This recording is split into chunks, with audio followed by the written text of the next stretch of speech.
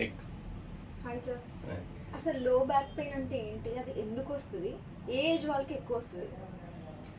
యూజువల్గా లో back pain అన్నది most mobile part in the body అండి. అంటే మనము ప్రతి పనిలో నడుముని ఆడిస్తూ ఉంటాం, ముందటికి వెనకాలకి పక్కలకి కిందికి పైకి. సో లో బ్యాక్ పెయిన్ నడుములో లంబార్ వర్టిబ్రా 5 వర్టిబ్రా ఉంటాయి. అవి మనకు యూజువల్గా ఈ నడుము అండి, ఇది నడుములో లంబార్ వర్టిబ్రా 5 ఉంటాయి, చెస్ట్లో 12 వర్టిబ్రా ఉంటాయి, నెక్లో 7 వర్టిబ్రా ఉంటాయి. సో నడుములో మనకు బాడీలో ఎక్కువగా మూమెంట్ అయ్యేది ఈ లంబార్ వర్టిబ్రా, నడుములోని 5 వర్టిబ్రా. ఇవి మ్యాక్సిమం లోడ్ తీసుకుంటూ ఉంటాయి బాడీలో. అంటే almost 60% of our body weight ఈ యొక్క కేవలం ఈ వర్టిబ్రల్ బాడీసే తీసుకుంటాయి. సో ఈ వర్టిబ్రల్ బాడీలో మనకు ఎక్కువగా వచ్చేది నొప్పి ఈ L4-5-S1 అంటాం. ఈ 3 వర్టిబ్రల్ బాడీలో మనకు ఎక్కువగా లో బ్యాక్ పెయిన్ అనేది ఇక్కడ కంప్లైంట్ చేస్తాం. ఈ బొన్ను ఇక బ్యాక్ సైడ్ ఆఫ్ ద స్పైన్లో మనం కంప్లైంట్ చేస్తాం. సో దీనిలో మనకు ఎముకలు ఉంటాయి. ఎముకలకు రెండు జాయింట్స్, ఫేసెడ్ జాయింట్స్ ఉంటాయి.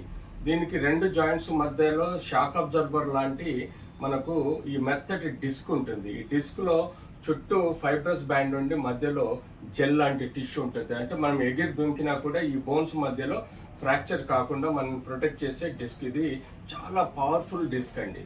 దీంతో పాటు మనకు ఈ వెన్నుపూసలో ఈ ఎల్లో కలర్ నర్వ్డ్ స్పైనల్ కార్డ్ అంటాము, వెన్నుపూస అంటాము. ఈ వెన్నుపూసకు నరాలు ఎముకల నుంచి బయటకు వస్తూ ఉంటాయి, చిన్న న్యూరో ఫొరామిన్ అంటాము. దాని ద్వారా మనకు లెఫ్ట్ రైట్ నరాలు బయటకు వస్తాయి. సో మనకు లో బ్యాక్ పెయిన్కి కారణం బోన్స్ అయి ఉండాలి, నరాలు అయి ఉండాలి, డిస్క్ అయి ఉండాలి. అంతేకాకుండా బోన్ క్వాలిటీ, అంటే బోన్లో వీక్నెస్ ఉండటం వల్ల, ఆస్టోపోరోసిస్ వలన స్పాండిలోసిస్ అనే సమస్య రావచ్చు, స్పాండిలైటిస్ అని జాయింట్స్లలో సమస్యలు రావచ్చు, స్పాండిలిససిస్ అంటే ఈ ఎముక ఒకదానికొకటి డిస్టర్బ్ అయిపోయి ముందుకు రావడం, దాన్ని లిససిస్ అంటాము. ఇలా యాంకిలోజింగ్ స్పాండిలైటిస్ అంటే ద ఓల్డ్ ఏజ్ డిజీజ్లో కొంతమందికి ఈ ఎముకలన్నీ ముద్దయిపోయి స్ట్రాంగ్గా అతుక్కుపోవడం వల్ల వాటిని యాంకిలోజింగ్ స్పాండిలైటిస్ అంటాం. సో ఇలా మనం ఈ బోన్స్లలో ట్యూమర్స్ ఉండొచ్చు, ఇన్ఫెక్షన్స్ ఉండొచ్చు, ఆర్థరైటిస్ కీలవాతం ఉండొచ్చు, డిస్క్ బల్జ్ అయిపోయి డిస్క్ రప్చర్ అవ్వచ్చు. ఇలాంటి ఎన్నో కారణాల వల్ల మనం నడుము నొప్పి చూస్తాం. సో పర్టికులర్గా చూసుకుంటే మనం ఏమని ఇంట్లో పనిచేస్తూ సడన్గా ఏదైనా వస్తువులు ఎత్తినప్పుడు పట్టుకోవడం అంటారు.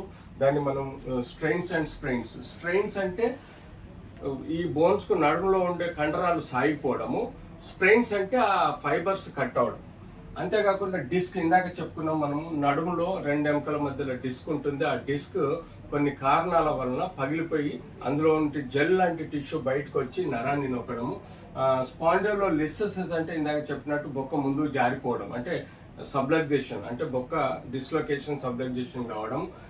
అంతేకాకుండా ఆస్టోపోరోసిస్, ఇందాక చెప్పినట్టు విటమిన్ డి, కాల్షియం తక్కువ ఉండటం వల్ల బాడీలో ఈ యొక్క బోన్ మెత్తబడడం, బోను చిన్న దెబ్బలకే ఓల్డ్ ఏజ్లో, అంటే చిన్న చైర్లో నుంచి జారిపడ్డదు, లేదంటే మంచం మీదకి వెళ్ళి జారిపడ్డది, ఆ చిన్న దెబ్బలకు కూడా మేజర్ నడుములో ఫ్రాక్చర్స్ అవుతుంటాయి.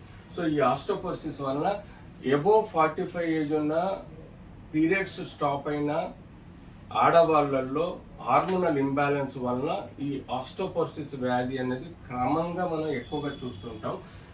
అంతేకాకుండా స్పైన్లో బ్యాక్టీరియా, వైరస్ ఎక్కువగా, అంటే ట్యూబర్క్లోసిస్, టీబీ వైరస్ కానీ, టీబీ బ్యాక్టీరియా కానీ, లేకపోతే వైరస్ వలన కానీ ఇలాంటి సమస్యస్, ఇన్ఫెక్షన్స్ కారణంగా కూడా వస్తాయి. సో అంతేకాకుండా పుట్టుకతోటి కొంతమంది పిల్లలలో స్పైను ఇలా ఉండడము, లేకపోతే ఇలా గూన ఉండడం, దాన్ని కైఫోస్కోలియోసిస్ డిఫార్మిటీస్ అంటాము. వీటి వలన కూడా మనకు కొన్ని బ్యాక్ పెయిన్ రావడం, అబ్నార్మల్ స్ట్రెయిన్ అవడం, ఇన్ఫ్లమేటరీ బ్యాక్ పెయిన్. సో కొంతమందిలో ఇన్ఫ్లమేటరీ బ్యాక్ పెయిన్ అనేది కేవలం నడుములో ఎముకలలో ఇన్ఫ్లమేషనే కాదు, ఈవెన్ యూట్రస్లో కూడా, గర్భసంచిలో కూడా కొంత ఇన్ఫెక్షన్ ఉన్నప్పుడు ఆ ఇన్ఫ్లమేటరీ రేడియేషన్ నడుములోకి రావచ్చు.